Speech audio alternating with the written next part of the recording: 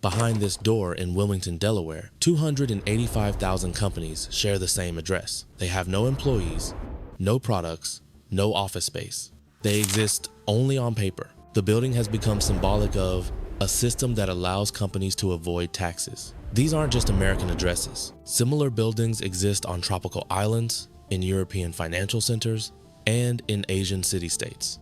Together, they form an invisible network, hiding at least $11.3 trillion of the world's wealth. It's perfectly legal, and it's controlled by a handful of people who've mastered a system most of us will never see.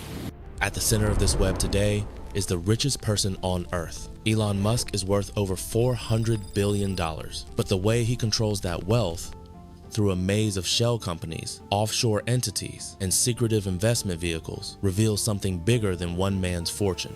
It reveals a parallel financial universe where the ultra-wealthy play by different rules. So how did this system get built, and why does one person need hundreds of companies to hold their wealth? The modern offshore system didn't start on a tropical island. It started in New Jersey. In 1880, New Jersey was facing financial difficulties. So state legislators did something radical. They created extremely liberal incorporation laws that made it easy and cheap for companies to register there, even if they did business somewhere else. Companies flooded in. Delaware saw this and went further in 1898. They eliminated corporate income tax for companies that operated outside the state and created a special court of chancery that handled only business disputes. No juries, just judges who understood corporate law. It worked. Today, more than 1.8 million companies are registered in Delaware. That's more than the state's entire population. But Delaware was just the beginning.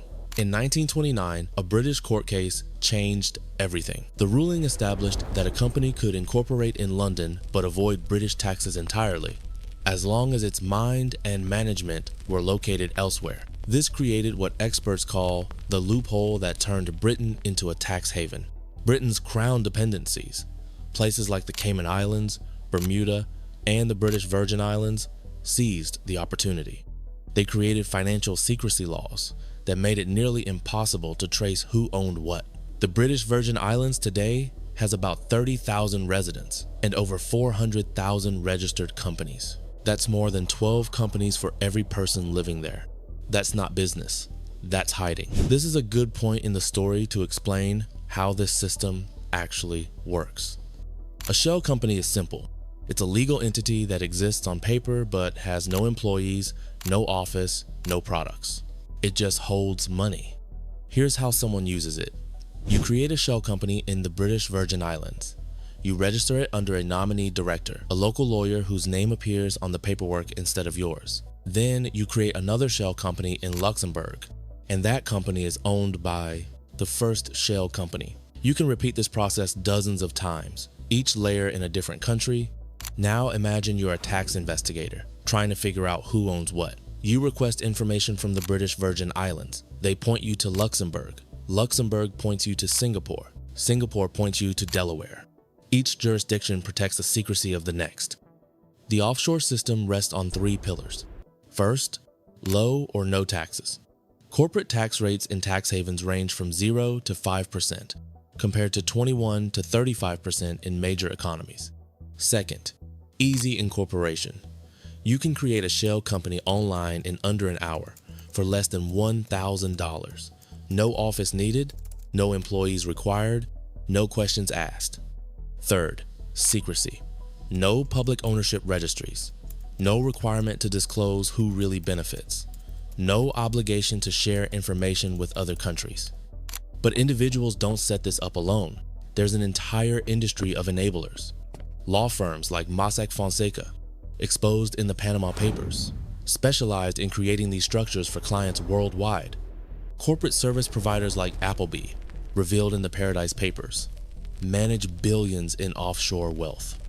The Panama Papers alone exposed 214,000 offshore entities connected to people in over 200 countries, 336 politicians and public officials, hundreds of billionaires, thousands of corporations, all using the same system. Elon Musk is the richest person on Earth, worth over $400 billion. Most people think of him as the CEO of Tesla and SpaceX. The reality is far more complex. Musk controls at least 6 major companies: Tesla, SpaceX, X formerly Twitter, XAI, The Boring Company, and Neuralink. But the real power lies in how these companies are structured. He owns 13% of Tesla, it's publicly traded, so that's visible, but he owns 42% of SpaceX's equity, while controlling 79% of voting rights. It's private, so the details are hidden. He owns 79% of X Corp, an estimated 54% of XAI.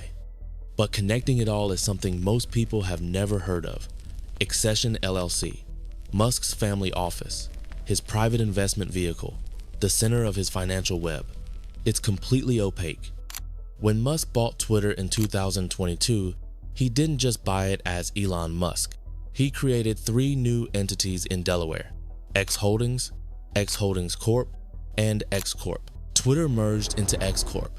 X Holdings became the parent company.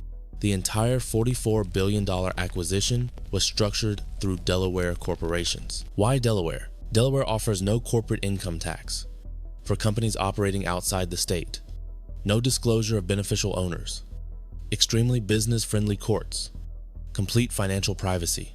It's a tax haven hiding in the United States. SpaceX is Musk's most valuable private asset, worth about $210 billion. But a 2024 court case revealed something unexpected. SpaceX allows Chinese investors to buy stakes in the company as long as the money is routed through the Cayman Islands or other offshore secrecy hubs. An investor testified that SpaceX finds it acceptable for Chinese investors to buy in through offshore vehicles. Chinese money flows to a Cayman Islands shell company, then to SpaceX. The intermediate entity hides the true identity of the investors.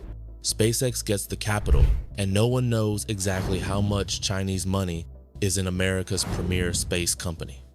Between 2014 and 2018, Elon Musk paid just over 3% in taxes on his wealth. Compare that to a small business owner in Uganda who pays a 40% tax rate on monthly profits of $80. When Musk sold stock or received compensation, he benefited from the massive gap between capital gains tax at 20% and ordinary income tax at 37%. Over $36 billion in stock sales could have generated $6 billion more in taxes if capital gains were taxed like regular income. The pattern is clear. Billionaires engineer their lives around tax optimization, incorporating in Delaware, routing investments through the Cayman Islands, moving to zero tax states, structuring compensation as capital gains instead of income, and using family offices to obscure investments. It's a complete system. In 2024, the world's billionaires got $2 trillion richer.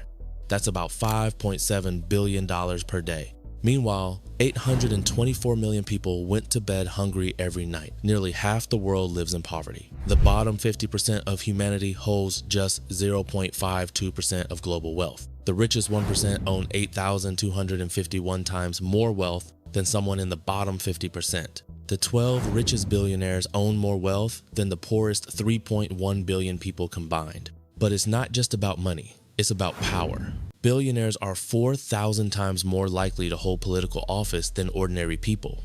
In 2024, 100 billionaire families spent $2.6 billion on US elections. That's 16.5% of all political contributions. In 2000, that number was just $18 million, or 0.6% of contributions. Governments worldwide lose an estimated $500 to $600 billion per year to tax havens and offshore schemes. That's money that could fund education systems, healthcare infrastructure, climate change adaptation, and poverty reduction programs. After the Panama Papers, governments recovered only hundreds of millions in back taxes, a tiny fraction of what was hidden. Sweden investigated 400 individuals and companies. Australia opened 540 audits. But the system adapted. When Mossack Fonseca collapsed after the Panama Papers, hundreds of its clients simply moved to other offshore providers. At current rates, the world will have 5 trillionaires within the next decade. Elon Musk might be the first.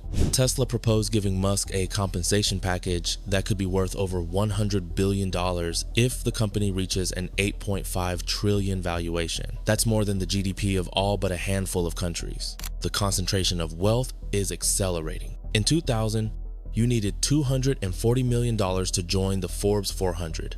In 2024, you need 3.3 billion. The average Forbes 400 member is worth 13 billion, 18 times higher than 1982, adjusted for inflation. This raises a fundamental question about democracy. When a small group of billionaires can hide their wealth in secret structures, pay lower tax rates than teachers and firefighters, spend billions influencing elections, and shape government policy to benefit themselves, can we still call ourselves democracies? The secret map of global ownership isn't really secret anymore. We know where the money is hidden. We know how the system works. We know who benefits. What we don't know is whether we have the political will to change it. Because as long as this system exists, the richest among us will keep getting richer. And the rest of us will keep wondering why our governments can't afford to fix our schools, our roads, or our hospitals. Some governments are fighting back. The U.S. Corporate Transparency Act now requires disclosure of beneficial owners for certain companies. But it doesn't apply to trusts, the favorite vehicle of the ultra-wealthy. The EU is cracking down on shell companies, requiring detailed reporting of staff, premises, and decision-making structures. Economists propose a 3% global tax on fewer than 100,000 centimillionaires and billionaires. It would raise $750 billion per year, equal to the total education budgets of low and middle income countries combined. The map is there, we just have to choose to follow it.